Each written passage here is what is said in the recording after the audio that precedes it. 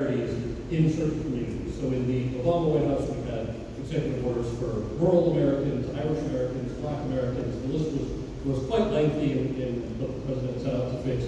And I was working on one related to Asian Americans and Pacific Islanders.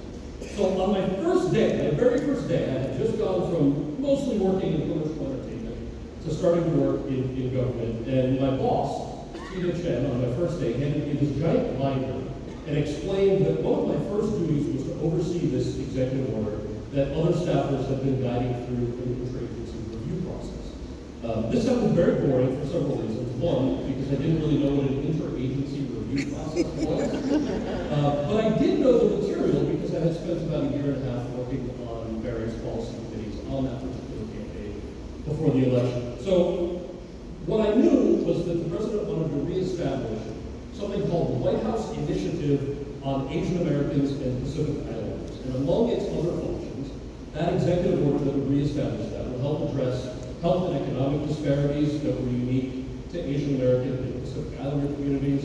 It would touch on environmental justice, on education, literacy, for a whole number of issues. And Tina, my boss, said, read this binder tonight. You're going to join a 10 a.m. conference call tomorrow with representatives from 24 different federal agencies, and a decision is going to be made on this call about whether one particular agency should be part of this executive order or whether the president will find it wisdom. So I read the binder overnight. I dialed into the call the next morning. I was at my desk in the White House taking really vigorous notes on my notepad. By 10:15, 15 minutes into the call, my fingers got tired. By 10:20, I thought my hand was going to fall off, and these were really detailed calls. By 10:22, I realized I was just a giant idiot and I should be typing the notes instead. So I started typing these notes on my computer. By 10:40, the conversation was so in the weeds of policy nerddom that my notes wouldn't have made much sense to anyone outside of like think tanks or nonprofits or government. And by 10:50, the call started to wrap up. And a voice said, "Good talk, everyone. So what's the decision?" And I hit the return button on my computer and I typed, "Decision, colon." And I waited. I was ready to type whatever it was. And I waited, and a couple more seconds went by, and then another voice on the call said, "Come on, folks. I have to leave for an 11 o'clock meeting. What's the decision?" And I watched my cursor blink, a few more seconds of silence. And then the third voice spoke up. And this voice sounded more authoritative and intimidating. And it said, "Well, who's on from the White House?"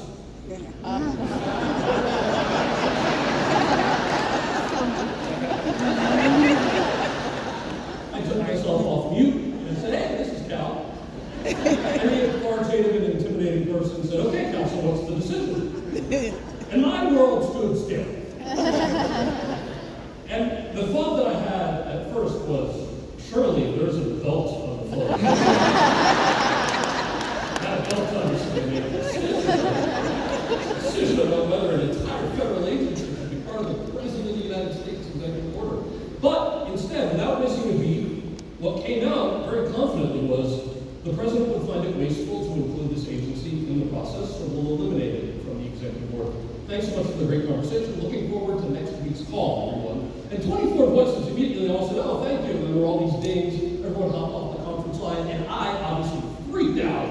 And I sprinted down the hallway. I went down to the first floor of the executive office building, across this whole footpath to the West Wing, up 4 flights of stairs, where Tina Chen, my boss, was typing at her desk, and I just barged in her office, and I just said, I just got off that conference call, and I said that federal agency can't be part of the president's executive order. And she didn't look at me. She didn't break eye contact. She was still typing. She just goes, "Great, that's why we hired you." Now, I don't know why I felt a couple things. I don't know why I felt either A, an incredible, overwhelming feeling of imposter syndrome that drove me to literally run to my boss's office. But as soon as I realized I was actually good at my job and knew how to make decisions on behalf of the President of the United States, I don't know why I then felt like I was suddenly owed like a pat on the back or something. And of course, there wasn't going to be a thank you. That is literally why they hired me, and I was qualified to be hired in that role. But all of a sudden, I got a little too confident and too comfortable. A couple days later, an email popped up from the White House National Security Security Council. These are very serious people who do all the very serious national security meetings. There were probably like 100 people on this email. It was a long chain. I had just gotten added to it. And the person who added me said, Cal, the president will be meeting with the delegation from the Philippines, and we expect that you will probably get some incoming questions. So we wanted to share the talking points below. It's about a terror group that operates in the Philippines. Now, in government, for those of you who have dabbled in and out, and I know there are a lot, you know that everything in government is laid out in acronyms, right? So first, the whole long name of whatever is written, like National Security Council. But then subsequently, the acronym NSC would be used. And it's like that for everything. So I started reading the NSC email and the talking points about the terror group that I was supposed to know. And it said, Cal, we need you to know about the Moro Islamic Liberation Front. And then in parentheses, it just said MILF.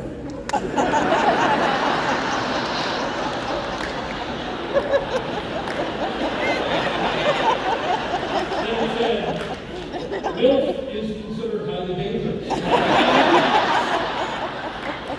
MILF is known to recruit vulnerable young men. Many vulnerable young men grow to regret their affiliation with MILF over time.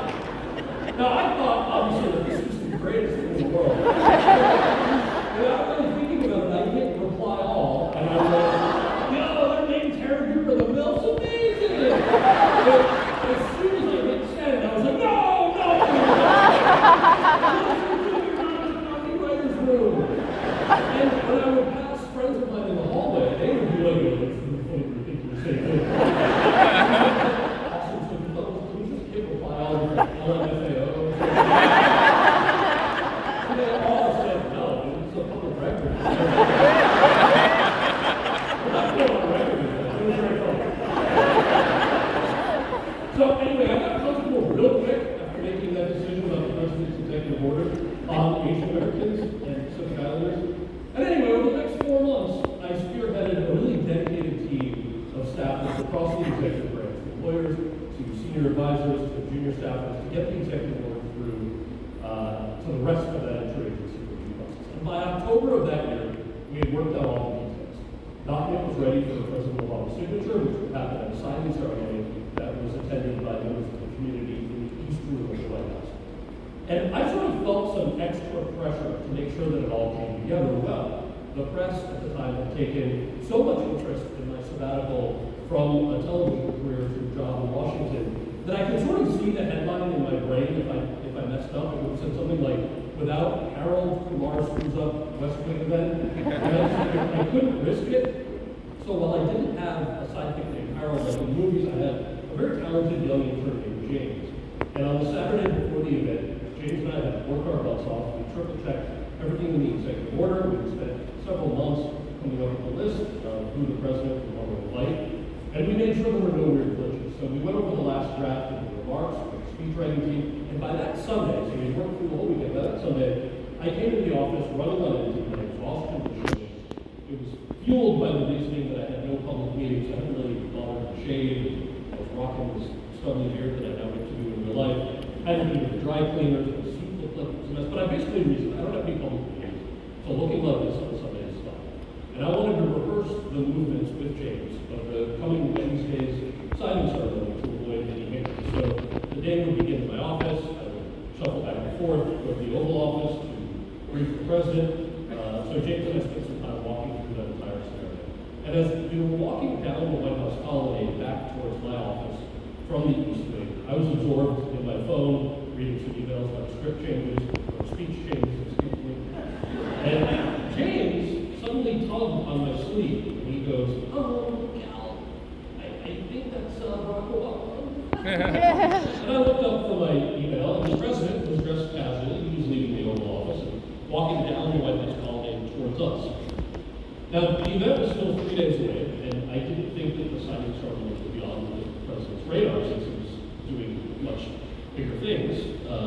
So when he stopped to make some friendly banter, and I gave him a quick description of what we were working on, he asked, what are you doing? And I said, well, sir, you're on Wednesday or something, this executive order. It was one of your campaign promises that we established this initiative on Asian American and Pacific Islander communities to fix some disparities, reduce education, jobs, healthcare, climate justice. And he very politely said, I know, and had sort of this introspective smile and said, well, I'm glad we're finally doing that. It's the right thing to do. Now, the signing ceremony itself that Wednesday went well. The executive order established the office that was intended to, with the right outside and federal partners. And then something interesting happened. 6 months went by. By the way, my intern James was over the moon by the fact that he ran into the president. He asked permission to call his phone immediately. But everything went smoothly, right? Thanks to James, thanks to a whole number of people like him. But 6 months went by after this thing was signed, this initiative was up and running, there was an office for it, there was an executive director. And 6 months later, April 20th, 2010, the oil and gas company British Petroleum's Deepwater Horizon rig in the Gulf of Mexico started to spill what will ultimately be over 200 million gallons of crude oil into the ocean over the next 87 days. That was the biggest oil spill in U.S. history. There were 16,000 miles of coastline that were affected, along with the livelihoods of thousands of families, especially people involved in the fishing industry. Now, a sizable percentage of American fishermen in the Gulf happen to be of Vietnamese, and many of them don't speak English as their first language. So that was setting the stage for a dire situation to become potentially even worse. Overnight, I and other public engagement staffers who were handling outreach to constituencies that were affected by the oil spill began to receive these emailed reports from the White House Situation Room that was outlining things like the areas affected and the communities impacted, environmental and economic damage. And on the ground in the Gulf, there were these rumors that BP might perhaps be sending corporate lawyers to these Vietnamese American fishing communities in an attempt to get them to sign complicated legal documents with measly settlements, knowing that the fishermen couldn't understand the legal language since English wasn't their first language.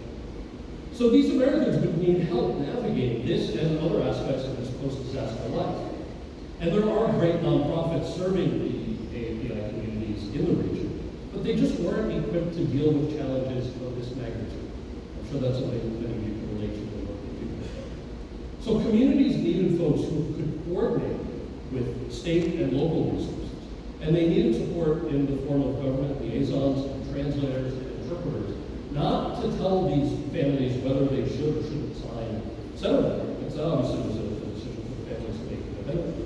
But to assure that everyone had the same equal access to actually understanding those documents and understanding what was going on in the first place. So thanks to that executive order, the White House was able to send staff from the Asian American Initiative to help, because there was now a mechanism in place, tying assistance across federal agencies and community groups. This executive order, to be clear, it wasn't vitriolic, it wasn't sexy enough to trend on cable news or on social media. It affected people in solidly Republican areas of solidly Republican states, and this was a left-leaning Democratic president. Nobody carried divisive headlines or yelled or screamed. The news media barely mentioned the work we were doing at all. And the president obviously couldn't have predicted precisely BP's gross negligence or the environmental or economic damage.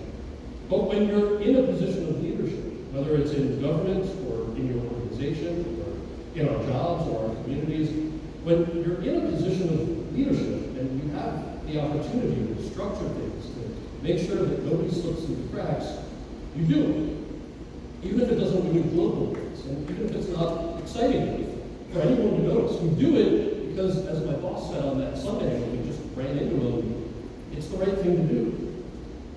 And so as you celebrate unity and inspiration, I just wanted to tell you that story before I get into a conversation with Monica, because it's people who quietly work hard and get real things done for good people who continue to inspire me. And although our politics has grown more cynical and much more fatalist, there are so many times when we can all do something because it is the right thing to do. Or you can sit back and make a milk joke about government email. The choice is really yours. But I know so many of you have chosen the path of doing the right thing, often quietly, often without the applause and the accolades that you so deeply deserve from so many marginalized people who you serve and help every day. So just wanted to say thank you for being so uniting and inspiring, and I want to